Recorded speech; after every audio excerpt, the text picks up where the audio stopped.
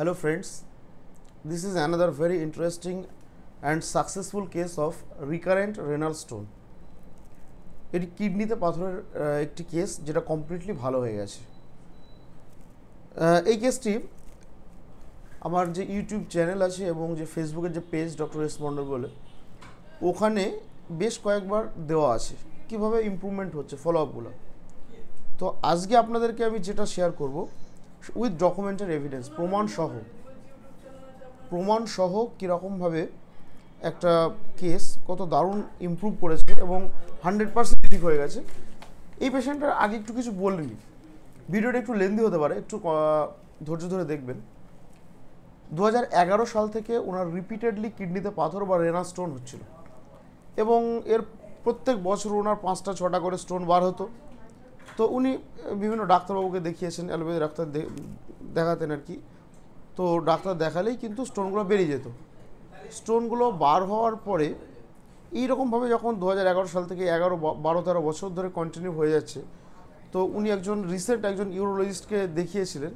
তাতে তিনি বলেছেন, মানে যেটা স্বাভাবিকভাবে বলার কথা, যে এইরকম যে রিপিটেডলি স্টোনগুলো ফর্ম করছে, তো এই জিনিসটা কিন্তু ইন ফিউচার একটা ক্রনিক কিডনি ডিজিজ বা কিডনির একটা খারাপ অবস্থা, কিডনি ফেলিওর কিংবা একটা ক্যান্সার বা কার্সিনোমার দিকেও যেতে পারে। তো এই জিনিসটা, এই যে টেন্ডেন্সি, এই প্রবণতাটা কিন্তু অ্যালোপ্যাথি ওষুধে যাবে না, যেনারা বলেছিলেন। আমি পেশেন্টের মুখ থেকে পুরো ডিটেলসের স্টেটমেন্টটা আজকে নেব এবং আপনাদেরকে শোনাবো।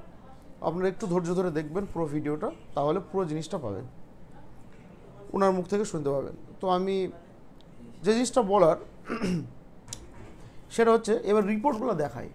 হ্যাঁ, তো ওই ডাক্তারবাবু বলার পরে উনি এখানে আসেন এবং আমি ওনার কনস্টিটিউশনাল ট্রিটমেন্ট স্টার্ট করি। তাতে পেশেন্ট এখন কমপ্লিটলি স্টোনটা চলে গেছে। ওনার শুধু রাইট কিডনিতে একটা সিস্ট ছিল, কর্টিক্যাল সিস্ট, সেইটা একটু সাইজটা কমেছে আগের থেকে, কিন্তু আছে ওটা। তো ওটা তো বেসিক্যালি এরকমভাবে যায় না, তো তবুও কিন্তু কমেছে, ইমপ্রুভ যখন হচ্ছে আশা করছি খুব তাড়াতাড়ি ওটা চলছে, ওটাও ঠিক হয়ে যাবে। তো ওনার রিপোর্টগুলো আমি একবার দেখাই।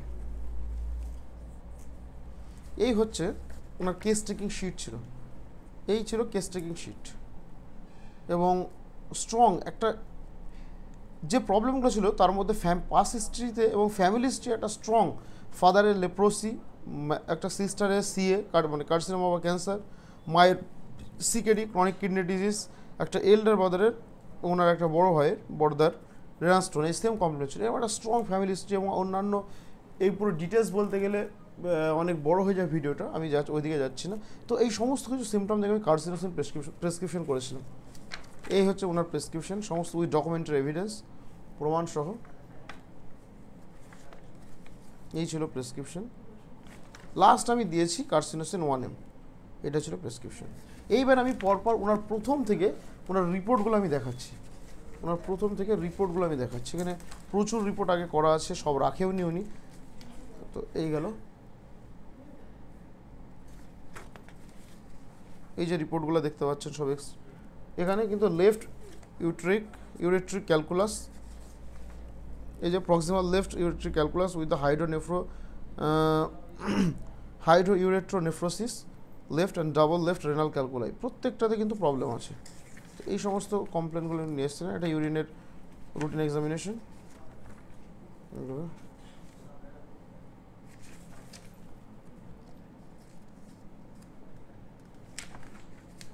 মনোরমা থেকে করা সমস্ত কিছু, এই যে ডাক্তারবাবুকে উনি দেখিয়েছিলেন তার সমস্ত কিছু,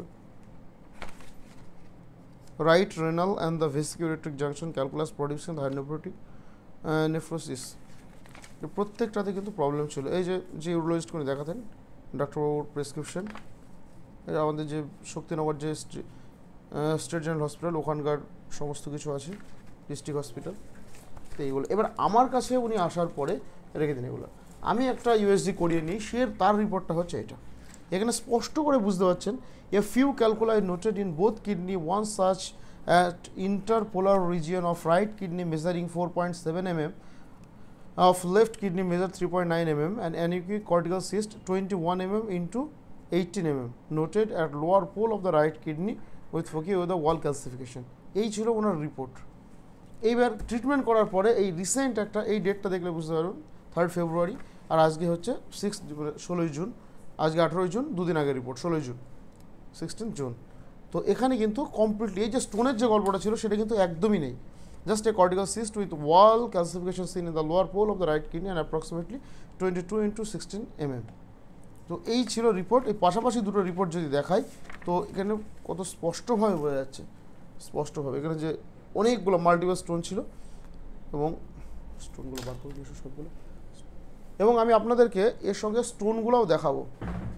এই ছিল আগের রিপোর্ট, এটা খুব স্পষ্টভাবে বুঝতে পারছেন, স্পষ্টভাবে বুঝতে পারছেন আগের রিপোর্টগুলো একটু পড়লেই পজ করে যদি দেখেন। আর এই হচ্ছে এখনকার রিপোর্ট, তাতে কিন্তু কোনো ইয়ে নেই, সবগুলো আছে এতে আগেরগুলো একদম প্রথমে। হ্যাঁ, আমি আপনাদেরকে ওইদিকে সামনে নিয়ে যাও, শুধুমাত্র সিস্ট, তো স্টোনের ইয়েতে শুধুমাত্র সিস্টটা কিন্তু আছে। এবার এই পেশেন্টের যে যতগুলো স্টোন বার হয়েছে প্রায় সব মিলিয়ে কতগুলো হবে, 20-25টা হয়ে যাবে। এই মেডিসিন খাওয়ার পরে, কার্সিনোসিন খাওয়ার পরে 20-25টা স্টোন বার হয়েছে। তার মধ্যে কিছু স্টোন আমি আপনাদেরকে দেখাবো, উনি সঙ্গে করে নিয়েছিলেন, সেটা আমি রেখে দিয়েছি। তো একটু এদিকে,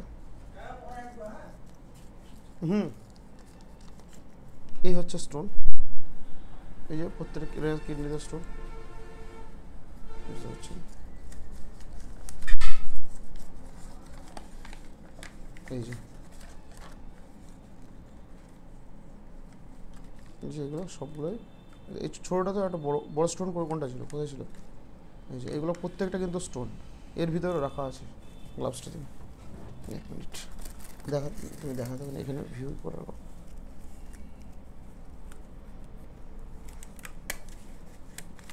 তো এই হচ্ছে একটা উইথ এভিডেন্স বেস, প্রমাণ সহ কীরকমভাবে স্টোনগুলো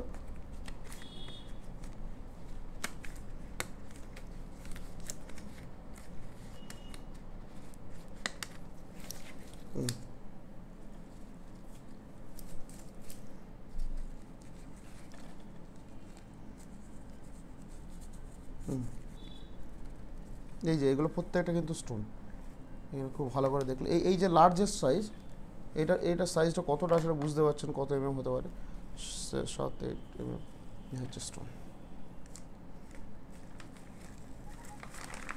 ঠিক আছে, এবার আমি পেশেন্টকে দিচ্ছি ওনার মুখ থেকে কিছু শোনার জন্য। আপনি পুরো ব্যাপারটা খুলে বলুন।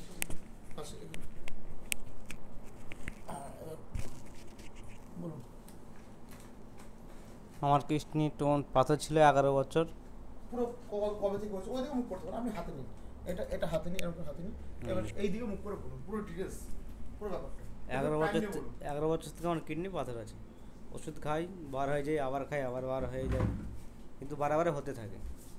একটা অ্যালোপ্যাথি ডাক্তার দেখালাম, বললো তোমার অ্যালোপ্যাথি কেটে বাদ দেওয়া ছাড়া কিছু করতে পারে না, কিডনিতে তোমার যে কোনো জিনিস কেটে বাদ দিলে ভালো হয়, এছাড়া যে হবে না এই জিনিসটা কোনো আনতে পারে না। বলেছিল হোমিওপ্যাথি খেলে পরে তোমার একদম ভালো হয়ে গেলে আর হবে না, হোমিওপ্যাথিটা ওষুধ ভালো হয়ে গেলে আর হবে না, তার জন্য এখানে ওষুধ খাও। তো আগের রিপোর্ট তো ছিল, এখন এই রিপোর্টে কি পার্থক্য বুঝতে পারছেন? এই রিপোর্টে তো আমার ভালো পাথর কিন্তু একটা তো নেই। তো আশা করছি এই যে মেডিসিন যেটা দেওয়া হয়েছে তাতে আর রিপিটেড যে ঘন হচ্ছিল সেই জিনিসটা কিন্তু আর হবে না। এতে আপনার অনুভূতি রাখি, সাধারণ মানুষের প্রতি আপনার অনুভূতি রাখি? ভালো অনুভূতি, দেখছি ভালো হয়েছে। কাছে যে যাদের এই ধরনের প্রবলেম আছে বা এই ধরনের প্রবলেম তো নেই, আর তো নেই, আর শরীরের অন্যান্য যে সমস্যাগুলো ছিল সেগুলো ঠিক হয়ে গেছে। তো জেনারেলি উনি ওনার ফিলিংসটাই বললেন আর কি। তো সেখান থেকে তো এই এত বড় একটা কঠিন কেস ছিল যেটা রিপিটেডলি 2011 সাল থেকে হচ্ছিল, সেইটা কিন্তু কমপ্লিটলি ঠিক হয়ে গেল। তো সত্যি এটা একটা মিরাকুলাস এফেক্ট বা মিরাকল অফ হোমিওপ্যাথি বলাই যায়। তো এটি সাধারণ মানুষকে শেয়ার করার জন্য অসংখ্য ধন্যবাদ।